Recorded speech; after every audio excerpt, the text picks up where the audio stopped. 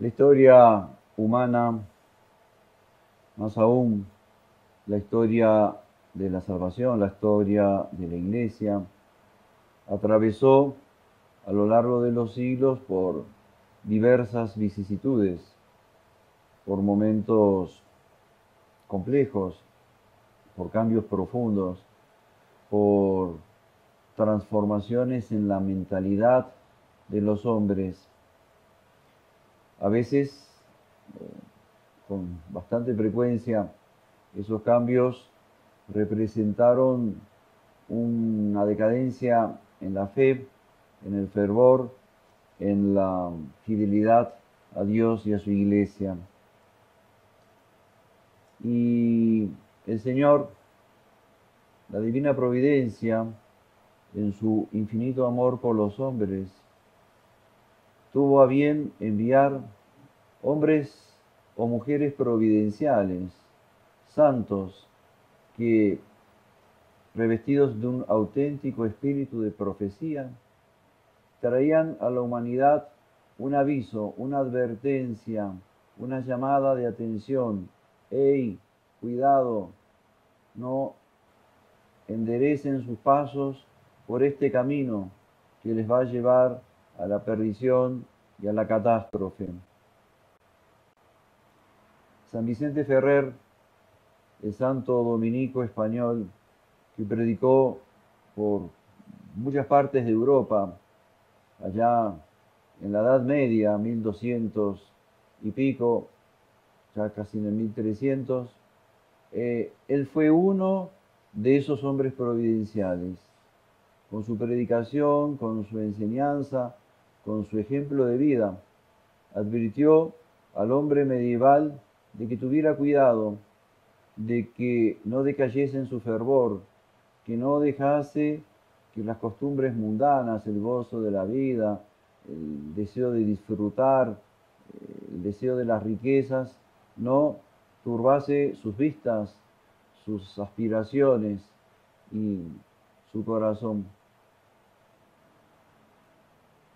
Cuando nada parecía presagiar una catástrofe, cuando el reino de Francia se encontraba en una solidez institucional, política, cuando la prosperidad inundaba todo el reino, un humilde pero santo sacerdote, San Luis María Grignion de Montfort, muy conocido de todos ustedes, comenzó a predicar por diversas diócesis de la hija primogénita de la Iglesia y advertir también de que si los males que él observaba en su tiempo, la disolución de las costumbres, la frivolidad, pecados públicos y privados que se cometían por doquier, si no se ponía remedio, si no se ponía coto a esa situación, pues eh, la,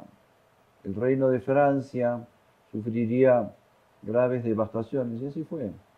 Anunció con 70, 80 años de anticipación los ríos de sangre que serían producidos por la Revolución Francesa.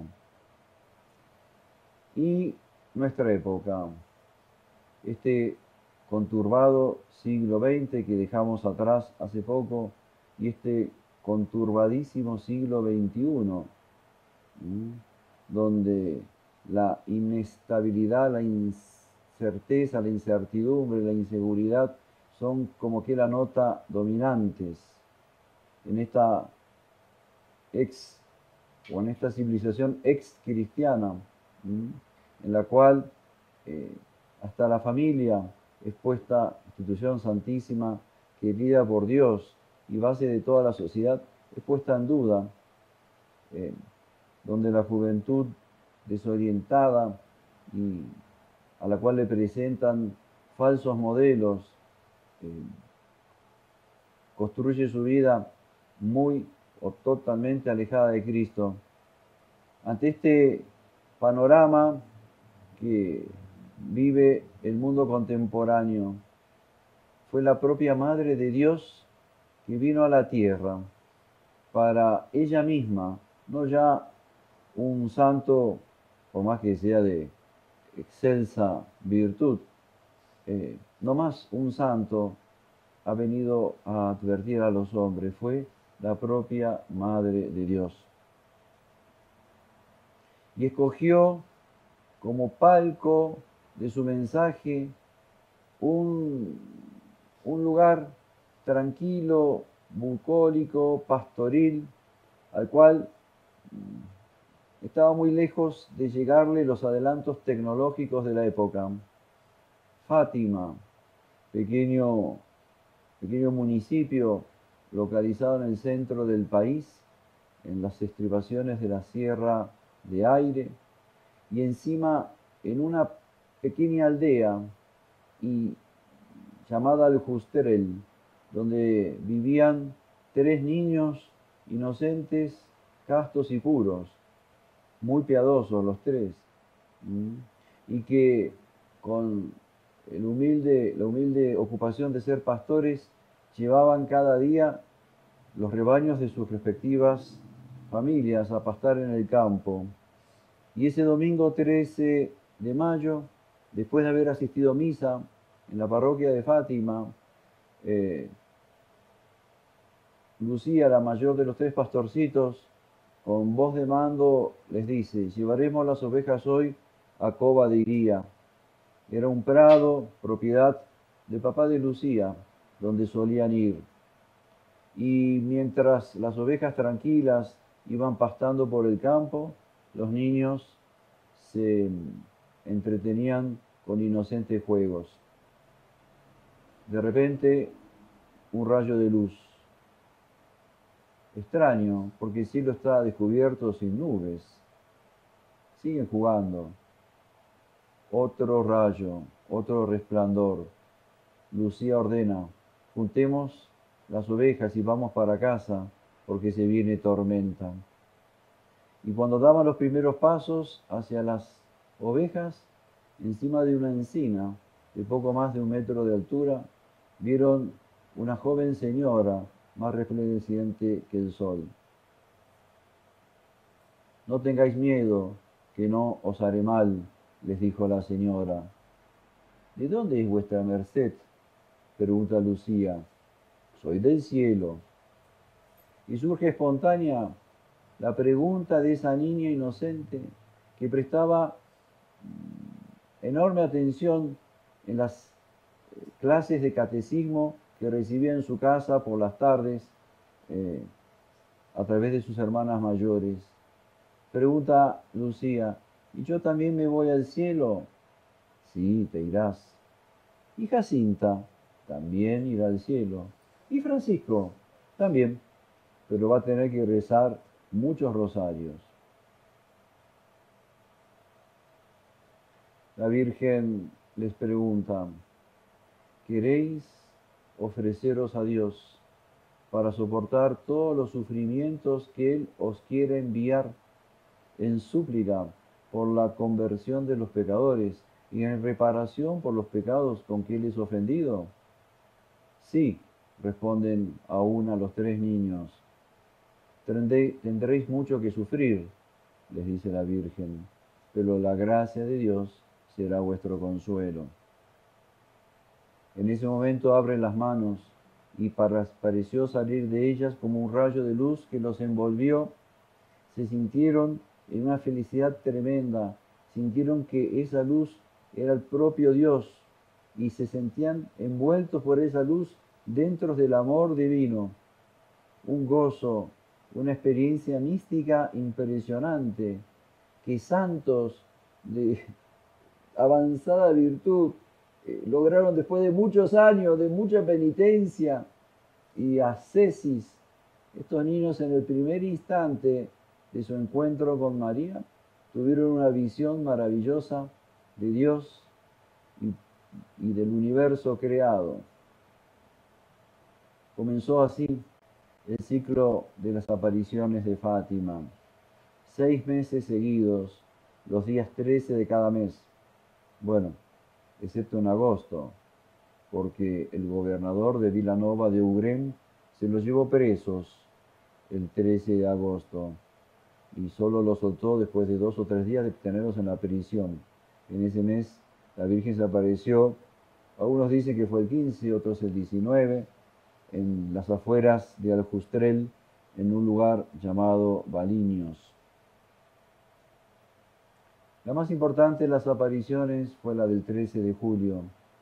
En ella la Virgen les revela a los niños el mensaje que es el nudo, el centro de todo, eh, de todas las apariciones de Fátima. Es lo que después se dio en llamar los 3 secretos. La Virgen abre las manos como la primera vez y de sus manos también parecía surgir una luz que penetraba en la tierra y la abría, y vieron como un mar de fuego, de llamas pavorosas, y ahí, sin peso ni equilibrio, eran arrojadas de un lado para el otro las almas de los condenados. Los demonios se distinguían por ser figuras horribles y espantosas. Espantados y como pidiendo auxilio, los niños levantan los ojos hacia la Virgen. Vistes el infierno, a donde van las almas de los pobres pecadores. Para salvarlas, Dios quiere establecer en el mundo la devoción a mi Inmaculado Corazón. Si hacen lo que yo les pido, se salvará muchas almas. Si no, Rusia esparcirá sus errores por todo el mundo, promoviendo guerras y persecuciones a la Iglesia. Los buenos serán perseguidos y martirizados. El Santo Padre tendrá mucho que sufrir. Varias naciones serán aniquiladas. En Portugal se conservará siempre el dogma de la fe. Fíjense que si la Virgen juzga relevante anunciar que en una nación determinada, Portugal, se conservará el dogma de la fe, está diciendo, a la inversa, que en muchas naciones no se conservará el dogma de la fe. ¿No es eso lo que estamos viendo? ¿No estamos viendo a las naciones de la antigua cristiandad despreciar la ley de Dios, promulgando leyes contra el orden natural, contra la vida, contra la familia? ¿No vemos a las multitudes que se pierden en la frivolidad y la disolución de las costumbres? ¿No vemos cada vez más modas más inmorales, más extravagantes, que ofenden a Dios? Se ha perdido el respeto, el pudor, se ha perdido la modestia cristiana.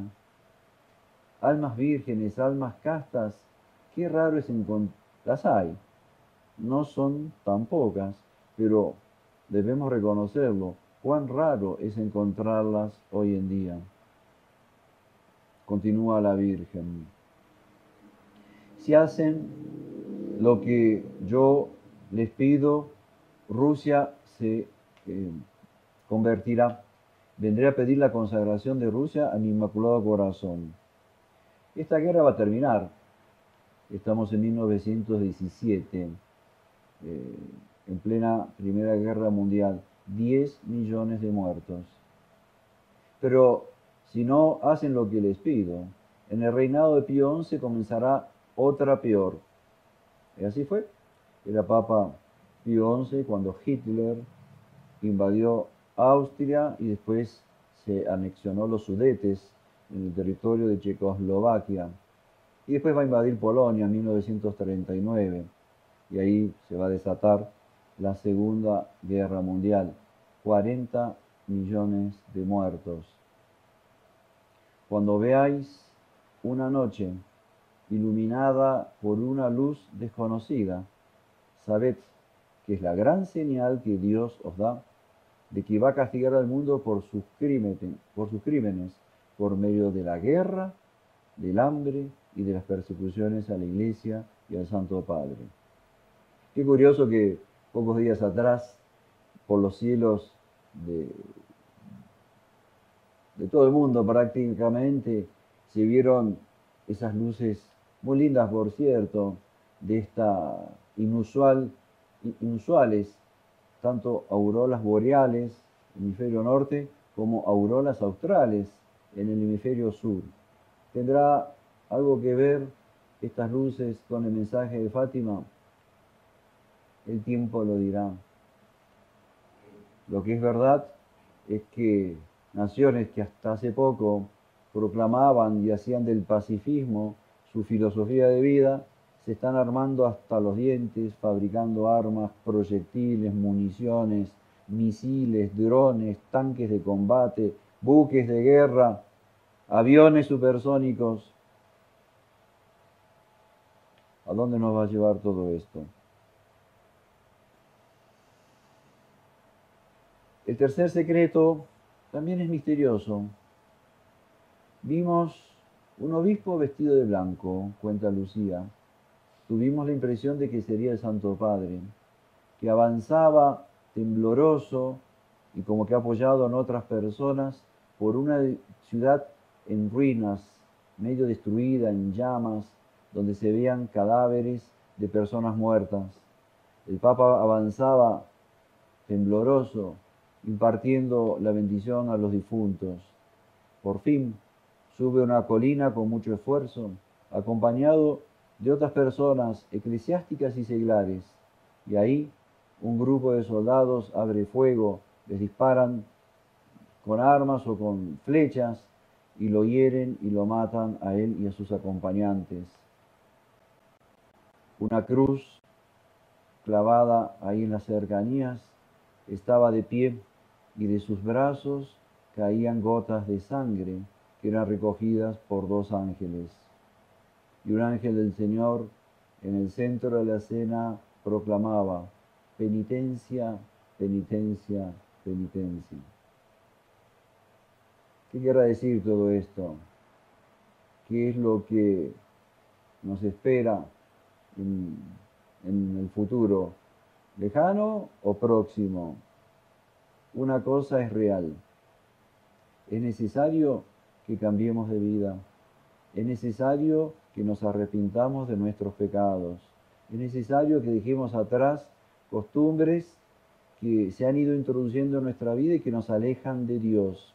Es necesario que atendamos ya de una vez por todas el pedido que la Virgen repitió en sus 6 apariciones en Fátima: rezad el rosario todos los días. Parece increíble que hay un número importante de católicos practicantes que todavía no rezan el rosario todos los días. Parece increíble, pero es así. Es el momento de abrazar con fe, con cariño, con firmeza esta devoción que no solo nos abre las puertas del cielo, sino que nos ayuda a comprender misterios profundos de nuestra santa e inmaculada religión católica, apostólica, romana.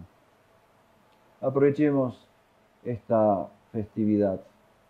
Hoy se cumplen 107 años de las apariciones de Fátima, de la primera, la de mayo.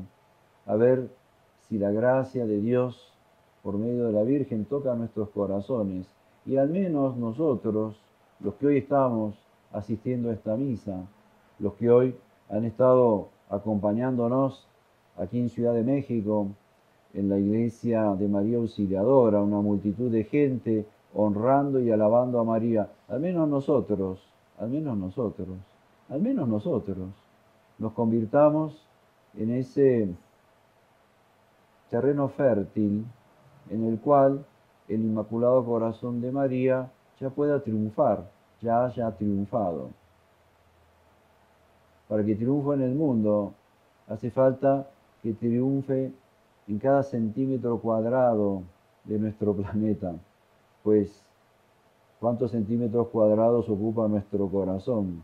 10, 15, 20, bueno, al menos en este territorio sí que ya reine la Virgen. Este es el pedido que hoy, con todo fervor, le hacemos a Nuestra Señora de Fátima. Ave María Purísima.